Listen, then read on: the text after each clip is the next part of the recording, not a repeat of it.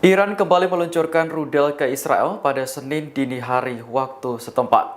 Serangan tersebut memicu sirine berbunyi di seluruh Israel Tengah dan tepi barat. Berdasarkan penilaian awal dari militer Israel, hanya satu rudal yang ditembakkan oleh Iran.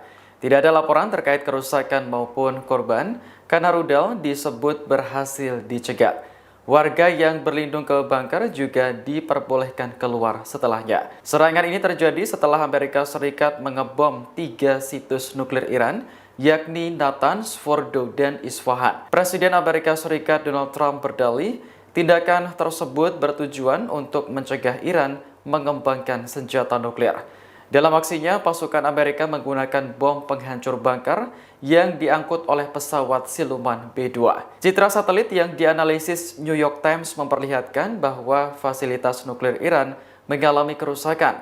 Namun, pejabat senior Teheran mengklaim bahwa stok uranium yang diperkaya masih tetap utuh. Pada hari yang sama setelah pengeboman situs nuklir, Iran juga meluncurkan rudal ke Israel sebagai bagian dari operasi janji setia ketiga. Serangan tersebut menargetkan Bandara Internasional Ben Gurion.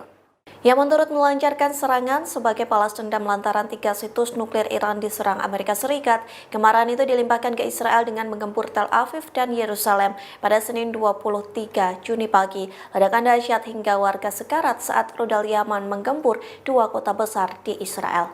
Dikutip dari Al-Mayadeen, sirine peringatan meraung-raung menyusul serangan rudal Yaman. Serangan Yaman mengakibatkan warga panik lantaran dibangunkan dengan gempuran musuh. Hal ini membuat warga Israel panik berlari ke tempat perlindungan. Sayangnya beberapa warga sipil terluka dan cedera. Sementara ledakan dahsyat mengguncang Tel Aviv dan Yerusalem, bahkan ledakan itu bergema hingga ke tepi barat. Adapun serangan ini diluncurkan Yaman setelah 3 situs nuklir Iran diserang Amerika Serikat pada Sabtu 21 Juni 2025. Tak hanya itu, ledakan Tel Aviv dan Yerusalem yang menjadi kedua kalinya lantaran sudah terlebih dahulu diserang oleh Iran. Setidaknya 30 rudal Teheran menggempur Yerusalem dan Tel Aviv sebagai serangan balasan pada Minggu 22 Juni. Rakyat Iran menggelar demonstrasi besar-besaran pada Minggu 22 Juni sebagai respons atas pengeboman yang dilakukan Amerika Serikat terhadap situs nuklir Teheran. Demonstrasi tersebut bahkan juga diikuti oleh Presiden Iran Masoud Pezeshkian. Dikutip dari Tehran Times, salah satu lokasi demonstrasi yakni di lapangan Enghelat, Teheran. Ribuan warga mendesak pemerintah untuk segera mengusir Amerika dari Timur Tengah. Mereka menyoroti keberadaan 19 pangkalan militer Amerika di kawasan tersebut dengan total pasukan mencapai 40.000 personel. Warga kemudian dikejutkan dengan hadirnya Presiden Iran Masoud Pezeshkian yang muncul di tengah demo. Ia datang dengan pengamanan minim dan membiarkan orang-orang mendekat. Kehadiran Pezeshkian semakin menambah semangat massa untuk menyuarakan tuntutannya. Dalam pernyataan singkat, Presiden Iran berjanji akan memberikan balasan setimpal kepada Amerika Serikat. Sebelumnya, Presiden Amerika Serikat Donald Trump membanggakan kemampuan pasukannya dalam mengebom 3 situs nuklir Iran. Ia mengklaim tindakan tersebut bertujuan untuk mencegah ancaman nuklir Iran yang selama ini dikhawatirkan menjadi ajang untuk pengembangan senjata atom. Meski citra satelit menunjukkan adanya kerusakan pada fasilitas nuklir, pejabat Iran mengklaim stok pengayaan uraniumnya tetap utuh. Israel tak hanya menghadapi serangan fisik berupa rudal dari Iran, namun juga serangan siber. Pada Minggu 22 Juni, media Iran melaporkan sebuah kelompok peretas berhasil melumpuhkan industri militer Israel dalam serangan siber besar-besaran. Media Tasnim menyebut kelompok itu bernama Cyber Isnat Front, peretas anti-Israel.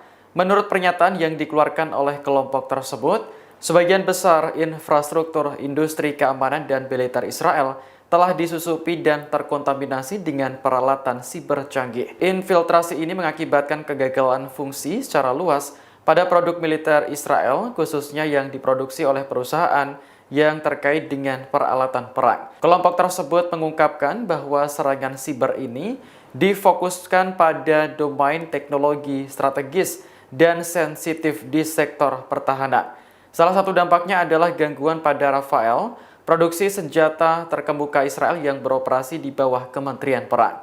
Rafael memainkan peran utama dalam memasok senjata untuk agresi regional. Mengingat skala dan kompleksitas operasi siber, para ahli memperkirakan bahwa dampak penuhnya mungkin terjadi dalam beberapa minggu mendatang di berbagai sektor, termasuk sistem rudal dan angkatan laut.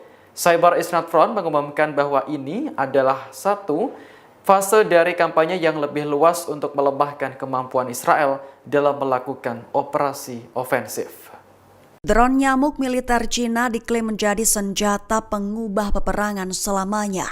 Drone kecil yang sangat penting untuk operasi militer rahasia, misi pengawasan, dan pengintaian. Mengutip NDTV pada 23 Juni, hal ini dilaporkan oleh South China Morning Post pada 22 Juni 2025. Drone Mosquito ini dikembangkan oleh ilmuwan Tiongkok, drone kecil untuk operasi militer. Drone seukuran nyamuk itu dilaporkan memiliki 2 sayap kecil dengan struktur mirip daun di kedua sisinya. Juga memiliki 3 kaki setipis rambut. Drone nyamuk ini dikendalikan dengan telepon pintar dan kira-kira setara dengan nyamuk, panjangnya sekira 1,3 cm saja. Drone mini semacam itu terbukti penting untuk operasi militer rahasia karena dapat digunakan untuk misi pengawasan atau pengintaian tanpa mudah terdeteksi.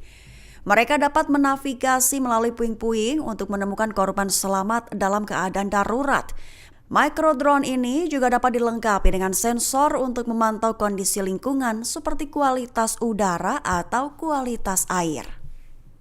Israel dibuat berada dalam mode siaga penuh setelah sistem pertahanannya mendeteksi peluncuran rudal. Sempat dikira dari Iran, ternyata Yaman mulai balaskan dendam dengan luncurkan serangan rudal. Mengutip Tribun News pada 23 Juni, pengumuman ini diutarakan oleh media Iran Fars News pada Minggu 22 Juni malam. Perlu diketahui sistem pertahanan udara di Israel langsung aktif dan warga mendapat peringatan cepat-cepat mencari tempat aman. Pada awalnya militer Israel menduga rudal tersebut diluncurkan dari Iran, namun sumber utama melaporkan bahwa IRGC belum meluncurkan serangan gelombang ke-21 dari operasi janji sejati 3 mereka. Lantas, Fars News mengklaim bahwa serangan terbaru yang menghantam Israel adalah luncuran rudal dari Yaman, bukanlah Iran. Sehingga jika dikonfirmasi rudal yang baru saja diluncurkan itu dari Yaman, maka situasi akan menjadi indikasi serius konflik meluas ke poros sekutu Iran di kawasan. Mengingat Yaman sempat secara terbuka menyatakan siap memasuki perang sebagai respons atas serangan udara Amerika Serikat terhadap Iran. Serangan Amerika Serikat ke fasilitas nuklir Iran dilaporkan gagal. Lantaran Rafael Grossi mengonfirmasi bahwa fasilitas nuklir Iran masih aman dan tak ada radiasi yang terdeteksi. Mengutip Tribun News pada 23 Juni, pernyataan Grossi itu merupakan konfirmasi atas pernyataan dari Ali Shamkhani sebelumnya. Diketahui Amerika Serikat pada Sabtu 21 Juni malam hingga Minggu 22 Juni dini hari telah meluncurkan serangan ke 3 situs nuklir Iran termasuk Fordo, Natanz, dan Isfahan. Dengan begitu, Shamkhani menegaskan bahwa tidak ada hal yang serius dari kerusakan fasilitas nuklir mereka setelah diserang.